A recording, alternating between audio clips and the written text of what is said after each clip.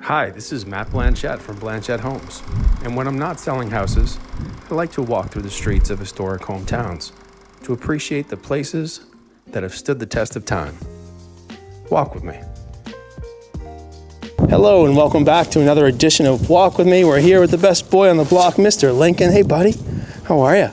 We're also joined by the lead researcher of the Newburyport Preservation Trust, Barb Bailey. Hi Barb. Hi.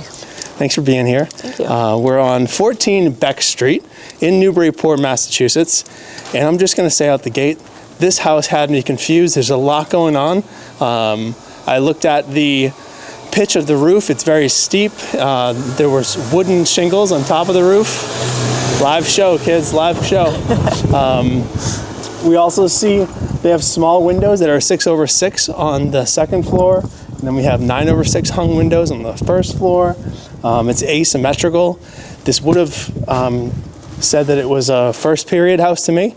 But Barb's done the research, so I'm gonna pass the mic to her. Barb, how did the trust come up with 1801? So the deeds would say that, going back in time, that when the owner at the time, William Todd, who was a blockmaker, purchased the house, there wasn't a house on it.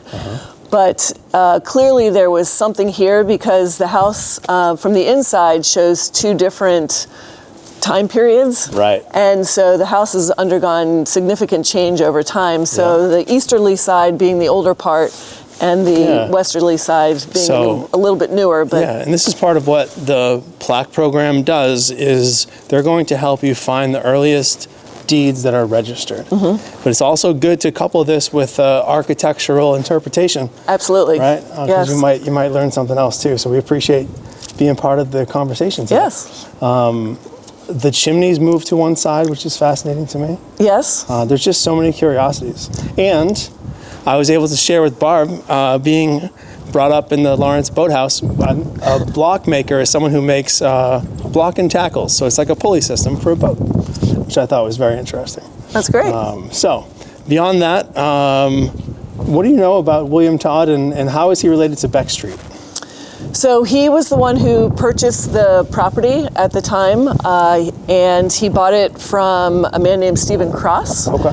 Cross was married to Hannah Beck. All right. From Beck Street. Nice. And Cross was a Newburyport tax collector of the time. He fought in the French and Indian War. All right. And he was kind of the developer of this stretch Beck of Street, land during that little time. Newburyport genealogy for you. Yeah. All right, you never know what you're going to find on Beck Street or in Newburyport, but thanks for walking with us, and we'll see you next time.